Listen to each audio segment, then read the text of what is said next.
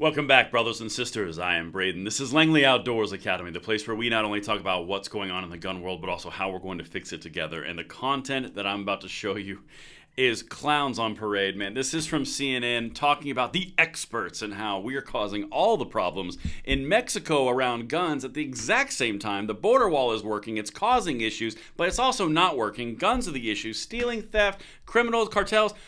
Oh, guys, get your boots on because we're about to wade into some BS right here. And, of course, everything will be linked in the description box below. I can't wait to hear what you guys think about this one in the comments field. And make sure you hit that like button, subscribe to the channel, and turn the notification bell on. All right, beautiful people, we have got to go into the muck, the quagmire that is CNN, because they brought on an expert. And she was all about how we're causing all the problems in Mexico. And like I said in the introduction, single-handedly, she proves that walls work, that criminal's gonna criminal, that hijacking things is just gonna happen anyway. Their cartels have all the money and all the guns. They say that all the individual criminal activity and economics are our fault. Guys, we're just gonna get into it. Let's kick it. This is an expert who wrote a book. So she's highly educated, so it's got to be good. And she's on CNN, right? Yeah. Gun violence in Mexico is our fault, and here is why. So explain, if you will, what the role, American guns plays in this sort of cycle of violence. Without the guns, we wouldn't be getting so many drugs and we wouldn't be seeing so many migrants and asylum seekers fleeing the violence, because violence in Mexico is primarily caused by guns that come from the United States. Mexico has very strict gun laws, only 2 gun shops in the entire country, but the entire border, on the other side of the border in Arizona and Texas, you have thousands of gun dealerships, and it is very easy to buy very powerful guns that organized crime groups in Mexico want. Guys, seriously, the stupid in this clip is so incredible. But this is just the first one. I've got 2 more after this. So she's articulating the idea that because gun control is so good in Mexico, it's not working because Americans and our gun rights are flooding over into Mexico at border stores that have to do federal background checks, and then the guns are straw purchased or then smuggled across the border. That's your gun rights fault. That's not the criminal cartel's fault. That's not the ATF's fault. That's not the federal government's fault. That's not a failure of the NICS background check system. Nope. That's the Second Amendment. If the guns didn't exist, we wouldn't have drugs. And guys, while we're hovering on the subject, and because we wouldn't have as many drugs, and because the guns didn't exist, we also wouldn't have anyone trying to cross our border illegally. It's so simple. If only it wasn't ludicrous. You're telling me that competing interests in Mexico, different cartels who are competing for the existing drug trade, would not have guns to fight each other if we just didn't have guns in the United States. That's what you're telling us. Okay.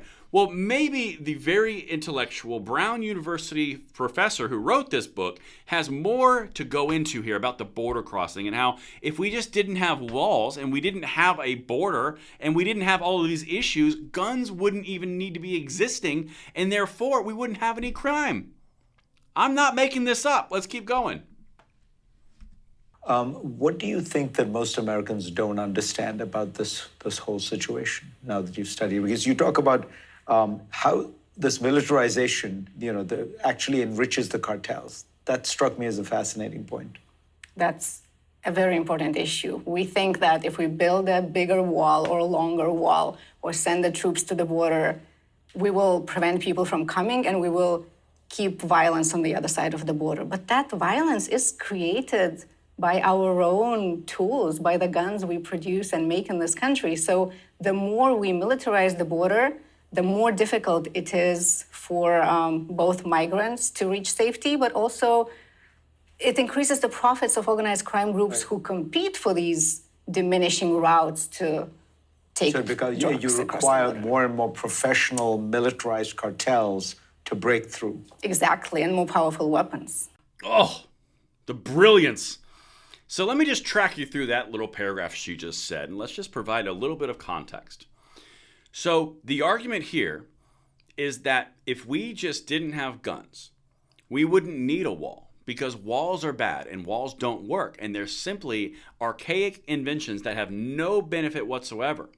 In fact, they're so ineffective that you have to have migrants going into certain areas to get past the wall. And because there's less and diminished routes, you have to have cartels being specialized with weapons to go into those diminished routes that are created by the entire wall to begin with. If this is the left, we're going to win all day, every day, because this is that stupid. Walls don't work. They don't work so bad that people are forced to go where the walls aren't, and therefore that creates a diminished routes that the cartels can actually get people in, so they need more guns. Therefore, obviously, if we didn't have guns, we wouldn't even need to have the border, because then the cartels wouldn't have to go to those specialized routes. They could go across the entire border. And if guns didn't exist, guys, we wouldn't even have drugs. It'd be so easy. Then people wouldn't be leaving a third world country to come into a first world country where they're promised all sorts of goodies, because there's no reason to leave. Who would want to leave a mud hut? Who would want to do that? If there's no gun violence, we're so good. It's obviously our fault. You can't make this up. I think this is one of those cases where the more intelligent you are, the more educated you are, the dumber you get. Honestly. But don't worry, I've got one more for you. I wouldn't leave you guys hanging. This is all the goodness, because it turns out it's still our fault. Check this out. So it feels like there are all kinds of reasons to have stronger gun laws in the United States. But do you think it's fair to say that if you had stronger, background checks and all that kind of stuff, it would also make a big difference in terms of the violence and the entire way in which the border has become so militarized, so pervaded by gangs and cartels? Stronger gun laws would help. Anything that increases gun safety in the US would help. However, I do not think that we can only use laws to solve this problem, because as long as there is demand for guns in the United States, there will be supply. This is how illicit economies work. That said, if we made it more difficult for organized crime groups to get a hand of truckloads of ammunition in Texas or Arizona, and ammunition sales are even less regulated or not regulated entirely compared to guns, then there would be fewer police officers killed in Mexico. There would be less insecurity in Mexico. So there is a direct connection. Oh my God, it hurts so bad.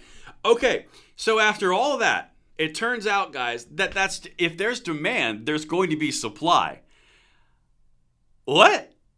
I thought you just spent 4 minutes telling us how everything's our fault. But now, as long as there's a demand for guns, the supply will meet the demand. It's almost like economics supersedes laws.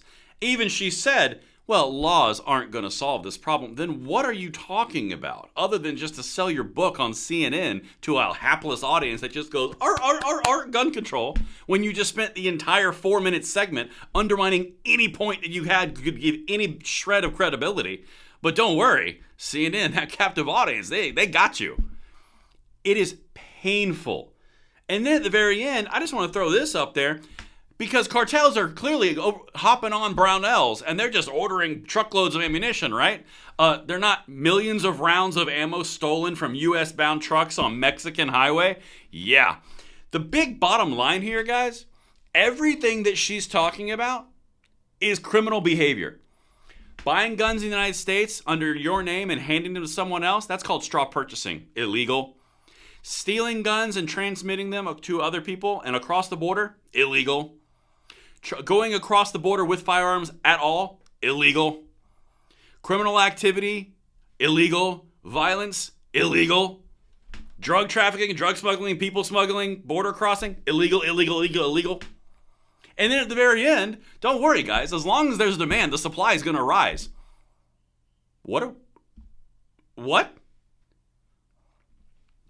At a certain point, you just have to look at this and go, okay, you guys are just making this up as you go. I mean, it is obvious. Like this, you aren't even in the realm of rationality in this.